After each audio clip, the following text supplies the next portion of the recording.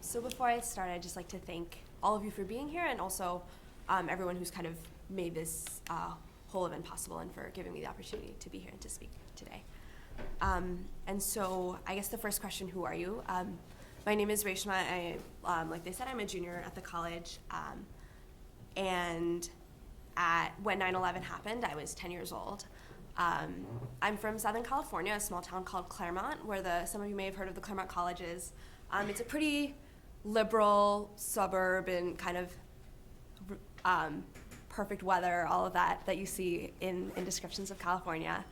And on 9/11, I remember walking into my 5th grade classroom, and my family, the TV in my house is kind of reserved for weekends, and so no one really watched the morning news, and so I didn't know what had happened.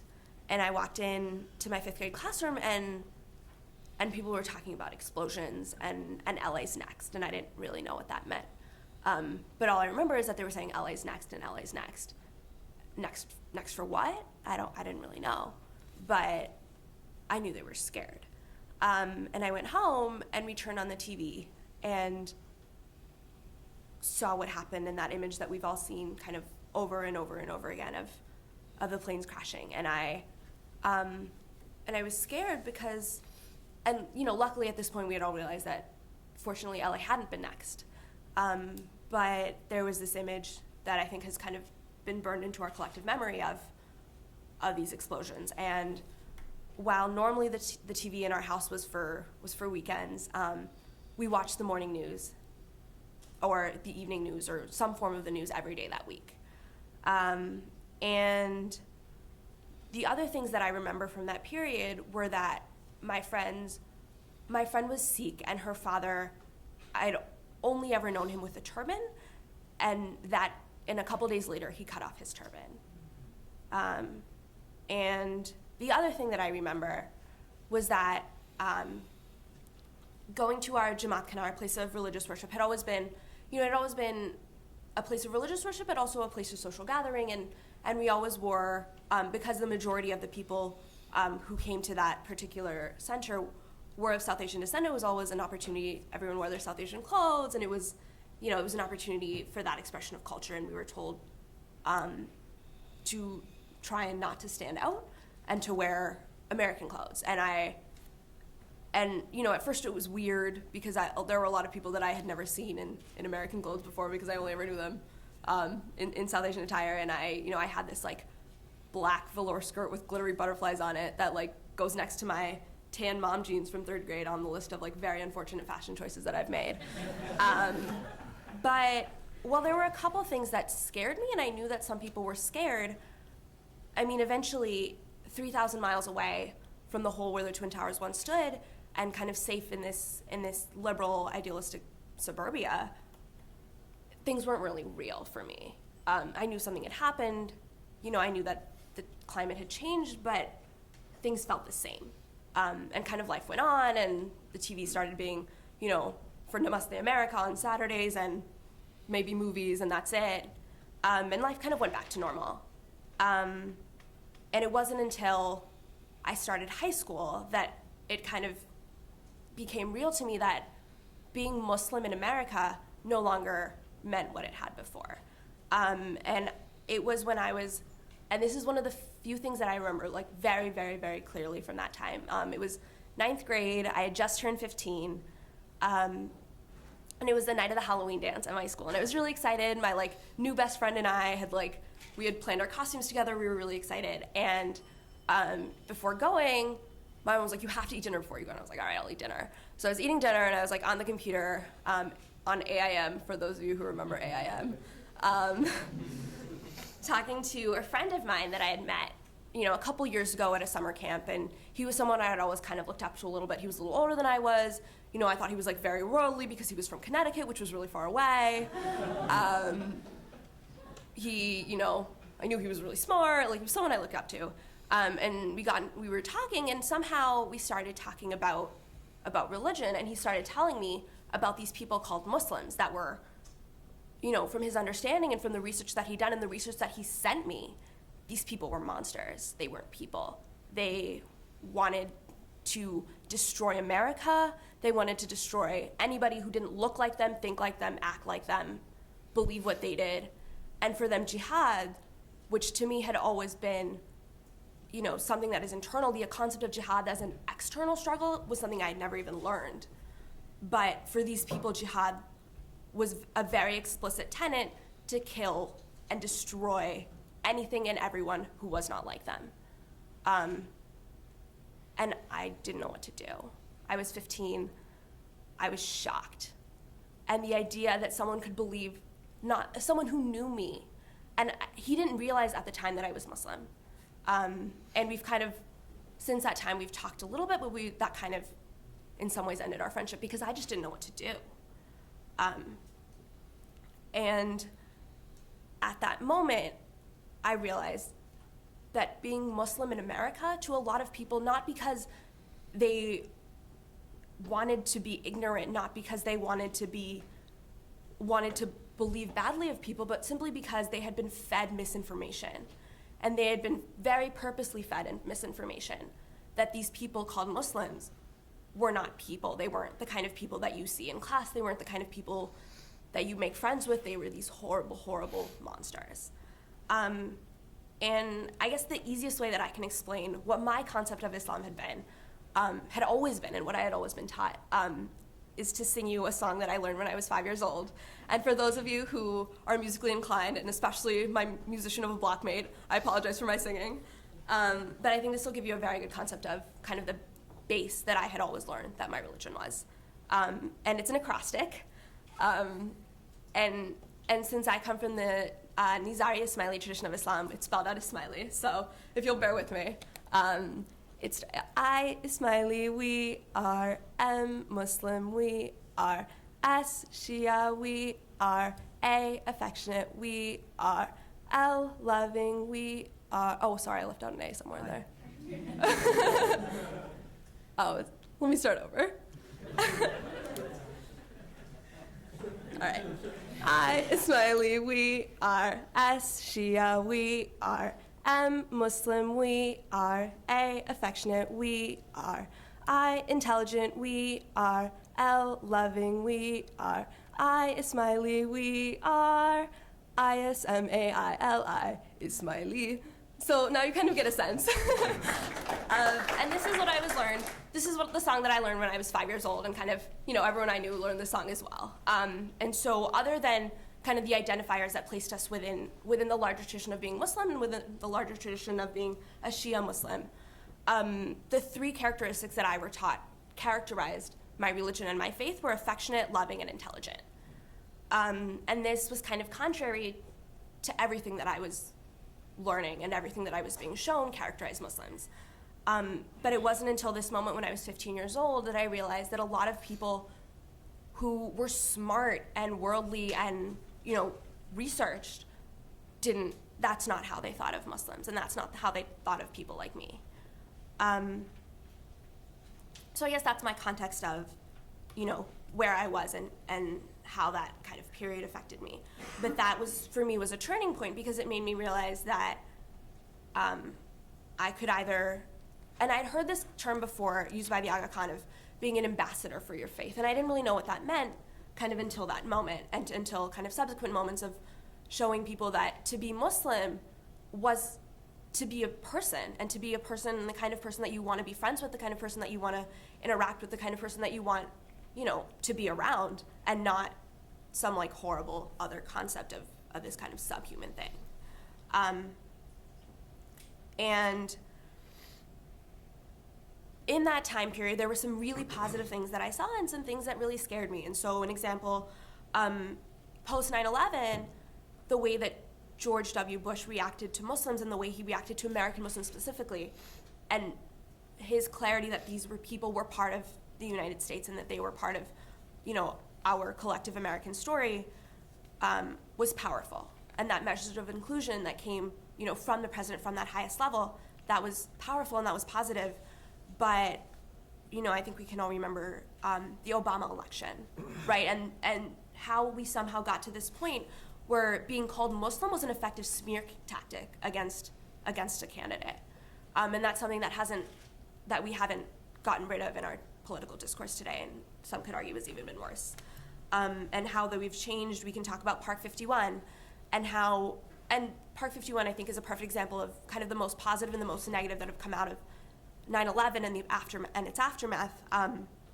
How far we've come is the whole concept behind Park 51 and what its intention was. And, an example of how far we need to go is how we as a nation reacted to this idea, and how, something that was intended to be an interfaith center, like not on Ground Zero, came to be called the mosque on Ground Zero, and why that was a bad thing. And that's something that when we talk about where we're going, and I think especially for those of us who have come of age in this era, I'm 20 now. I've lived half my life pre-9/11 and half my life post-9/11. And there are a lot of people in this room who are, about the same age. And as we go forward and as this becomes our world, and as we become the people who are shaping policy, shaping opinion, shaping the media, shaping the world, a question that I think we need to think about, and this kind of comes out of a conversation I had with Professor Hassani the other day, is how do we deal with difference? Because, as was much more eloquently put in the keynote than I could ever say, our world has gotten to the point where we can't avoid people who are different from us. And if we did, it would be a pretty miserable and isolated existence, and you would probably have to live in a bubble.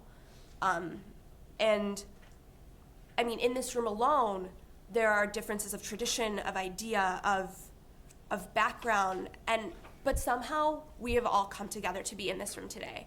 And so even though we all look different, think differently, act differently, something about us is similar enough that in this room today, like, something brought us here.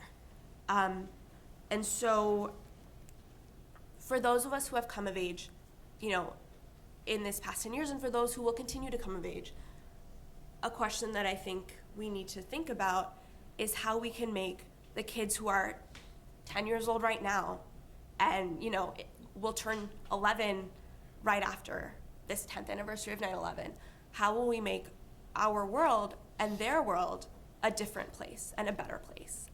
And I think for me, a huge part of that has been through stories and through education, and I think there's a lot of fear of being perceived as ignorant when we ask questions.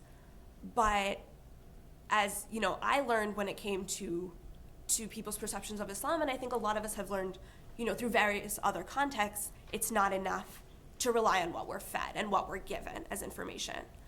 And a huge source of information is the people around us and their stories and who they are, and recognizing that one person's story doesn't characterize anyone who kind of fits into a category with them, but is a part of that story and is a part of that collective story and can help us kind of evaluate and change the way we perceive people, the way we perceive traditions, and the way we perceive our world. And so with that, I would just like to say thank you so much for letting me share my story with you today. And I'm so excited to hear yours and to hear about who you are. So thank you. Thank you.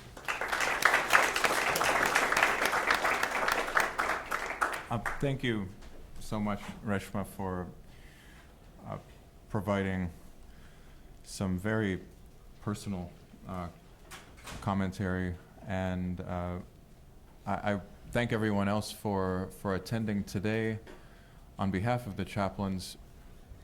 And as Reshma mentioned, we'd love to hear your story, and we hope to provide that safe space in which we can honestly speak with one another without judgment, immediate judgment. The three questions, just so I remember, says, who are you, where were you, and where are we going? As Reshma mentioned, there are no stupid questions. I sometimes don't know who I am. So I have to keep asking myself, and when you keep asking yourself that question, sometimes you get different answers, and that's okay. Life is, as engineers say, a time-varying system, and now part of who I am an engineer, a scientist, a researcher here at Harvard and the School of Engineering and Applied Science. I am a research engineer at Massachusetts General Hospital as well. So I like to think I have an analytic view of science and my work. And what I've come to realize is that analytic view is maybe not applicable to other situations that, as other people say things much more clearly. Dale Carnegie writes in his book, How to Win Friends and Influence People, that we have to remember when dealing with people, we are not dealing with creatures of logic. We are human beings full of pride, of bias, and of prejudice.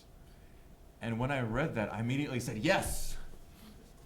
Then I realized I judged him right after reading it. So I have to remember not to judge. There's another thing he says, not to judge right after someone says something. Let it sit and think about it. As an engineer and a scientist, you're taught to think before judging, look at evidence before concluding. In addition to that hat, I am a musician. I am a Harvard chaplain for the previous year. I started last year, and that role has really helped me answer this question even more. I'm not ordained. My grandfather was a high priest, my mom's dad, in Bombay, and I hope I do him some justice in what we do as a group. So, I'm here. I was at MIT as a PhD. Before that, 9/11, 2001, I was a junior at the University of Florida. I was an engineer, electrical engineering major, and I just finished physics class. I had a lab, and I bumped into a friend I hadn't seen in a while, and he said, a plane hit the World Trade Center. And I said, oh no. And to tell you the truth, I forgot which World Trade Center he was talking about. Or didn't know, because there's a World Trade Center everywhere. There's one in Boston. So I actually, nothing sank in until I walked up the hill to my dorm room to have lunch, and I saw a lot of people congregating in the lounge, watching TV, and that's when the second plane hit. And then I realized this is not good.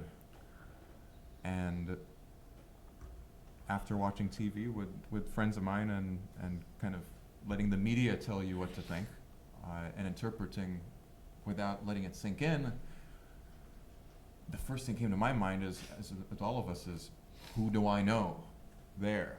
Who is there? And for us, I had a cousin who was in Manhattan, and she was an iBanker and does business. And the World Trade Center is a mini city. I mean, there's a mall, there are barbershops, there are places to eat. It's self-sustaining in a way, and we couldn't get a hold of her, as many people probably couldn't get a hold of friends, family, loved ones in New York. So that was a very personal time. I sat in my dorm room at a single efficiency and sat in front of the computer, in front of AIM, and browsed the internet, and I guess tried to make sense of it for myself. And the lights were off, blinds were shut. That's how I kind of dealt with it. I didn't know what to do. So where we go from here, I'll just conclude by saying it starts with us as human beings. It starts with you. We think that someone else has the answers. It'll be taken care of. Nothing is taken care of. You realize that the change starts with you, if there were change to be had. So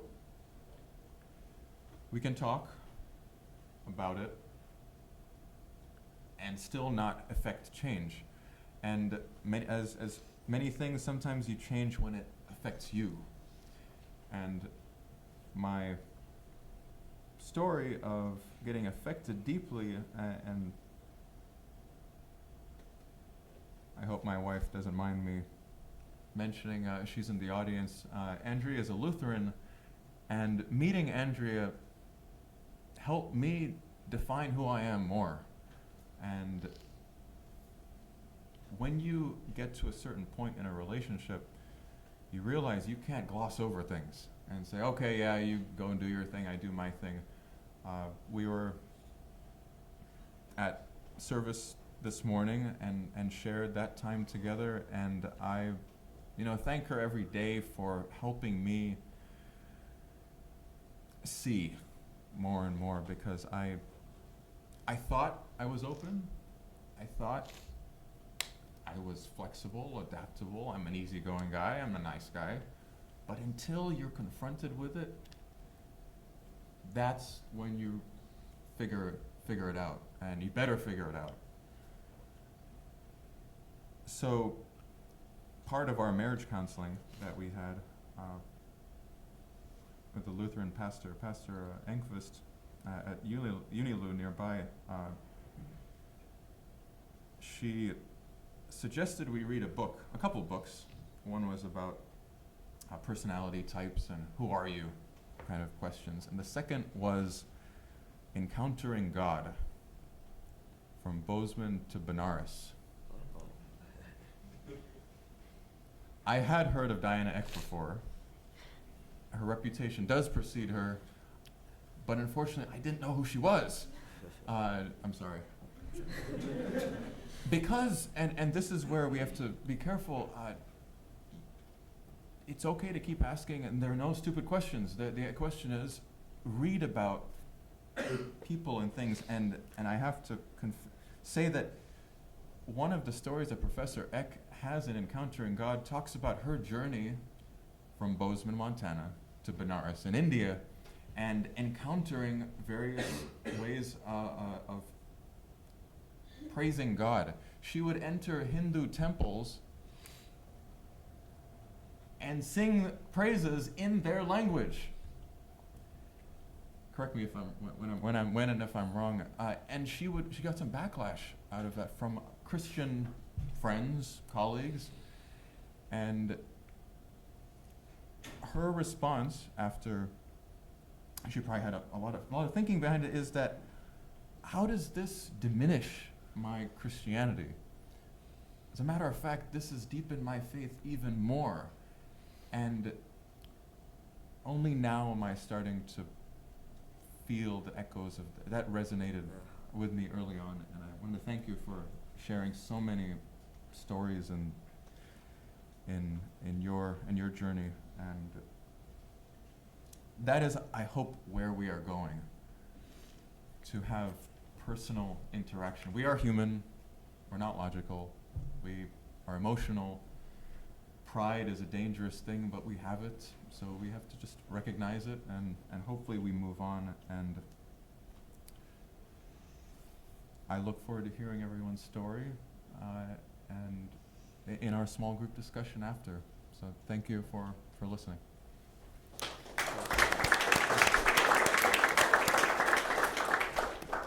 So I'm Diana Eck, though I don't sound much like myself today because I have a cold, but that's okay. A Christian, someone who grew up in a kind of social gospel Methodism in Montana, and was led, therefore, into the world in which we live, and a world of many religious traditions in India and increasingly here in the United States. So by the time of 9/11, excuse me, I had been teaching about religious difference in my classes for quite a while, encouraging people in the class to imagine themselves and to encounter difference, because difference really is where pluralism begins. It's not about all of us affirming the same thing, but rather making clear that our differences are places where we might meet. Now, one of the things that was most striking of course, about 9/11 was the way in which it not only impacted the United States in relation to the world, but the way in which it challenged us to be who we are in a very deep way. I think those of us who read the New York Times all the way through those subsequent weeks remember the section that was called A Nation Challenged, and that was what the sort of 9/11 report every day was called in the Times. And that was really true. I mean, we were challenged to make good on our commitment to religious freedom and therefore religious difference, to make good on our commitment to civil rights, and to make good on that notion that we really are one nation. And of course, I had been studying some of the religious communities of the U.S. In the Pluralism Project for about 10 years before 9/11. And suddenly some of those very communities became the targets of our own homegrown violence. And that was true for Muslims, that was true for Sikhs. Actually, it was true for many people of South Asian origin who just happened to look different, for an Iraqi pizzeria in Plymouth, Mass. that was burned up, for a South Asian convenience store in Somerset, where Dorothy's family is from, that was firebombed. But it's also true for our religious communities. And we did track that over the course of the next really many, many weeks and in fact years. The, mosque in Denton, Texas that was firebombed, the mosque in Toledo, Ohio that received the rifle fire the night of 9/11, the Pakistani bookstore owner in Alexandria, Virginia, who found bricks wrapped with hate messages hurled through his windows, and the Sikhs as well, who were targeted because of their turbans, who were mistaken in a way for the distant relatives of Osama bin Laden. And they were, brutally attacked. I showed my class the other day a section of a film that shows an elderly man in Queens who was beaten very, very badly with a baseball bat, shot with a paintball gun. And we know, beaten at a stoplight in San Diego or in Seattle. And finally, a Sikh who, that 4 days later, was shot and killed in Mesa, Arizona, Balbir Singh Sodhi. So we had our own sort of homegrown backlash, and we remember that. I frankly thought it was very important to keep track of this, because these are stories that are some of the saddest stories in our own history. But I also found that they were stories that had a wider resonance. They were not finished stories. The man who had all those bricks thrown through his window in his bookstore in Alexandria suddenly had a multitude of bouquets of flowers and notes written by people who were neighbors he had never known before and who came to stand by him then. And the same thing with the family of Balbir Singh Sodhi in Mesa, Arizona. They received something like 10,000 messages of condolence. And there was just one crazy guy who shot and killed him as he was doing landscaping at his Chevron station. And out in Toledo, well, I knew the woman who was the president of the Islamic Society in Toledo, Sharifi Qadri, and she describes how the very next morning a radio station in Toledo called out on the airwaves to come and signal the protection of this Islamic Center. And by that evening, there were more than 2,000 people who had shown up to hold hands and in a circle of protection around the Islamic Center. Basically, all of these to say this is not who we are. And I believe that that message was really the stronger one in the wake of 9/11 in our own country. But we did have some of those what President Clinton once called those old haunting demons that are hard to root out of the human spirit, the ones that are about revenge and fear, and using this event to capitalize on the various agendas that other people have. The interfaith movement has had a huge burst of effort and energy in the wake of 9/11. We've seen all the young people's interfaith groups like Ibu Patel and the Interfaith Youth Movement. We've seen women's interfaith groups. In fact, we had a conference about 4 years ago of women from Orange County, from Detroit, from Syracuse, New York, all of whom were part of newly formed women's groups that had grown up in the days immediately after 9/11. And if you look at, just Google women transcending boundaries of Syracuse, New York, there have been several articles on this group in the Times and elsewhere recently, because it really was a Christian woman, Betsy Wiggins, who called up the mosque and asked to have a Muslim woman come and meet her for coffee because she was so concerned about the reports that Muslim women weren't feeling comfortable going out of their homes, etc. And so Danya Wellman came, they met, they invited 9 or 10 other women to come and meet with them. They invited more women. Pretty soon they were meeting almost every week, and with 200 people. And by now they're supporting a girls' school in Pakistan and doing all sorts of things. But I think the power of interfaith energies has really grown immensely since 9/11. In Omaha, Nebraska, there's a plot of land that the Episcopal Diocese and an Islamic center and a Jewish community have bought together, and they are going to build their communities together there in addition to an interfaith center. So there's a huge amount that's happening, and I think we need to be heartened by this. Where are we going?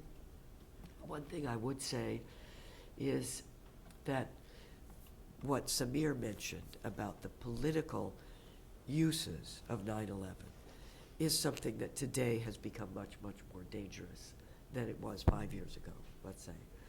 And that is because of a coalition of groups that are determined to make political hay out of this. Some of it is related to the Obama election. Some of it is related to right-wing Israeli advocacy. Some of it is related to very extremist Christian Zionism. But I would urge you to go home and look up the Center for American Progress and its recent report called Fear, Inc.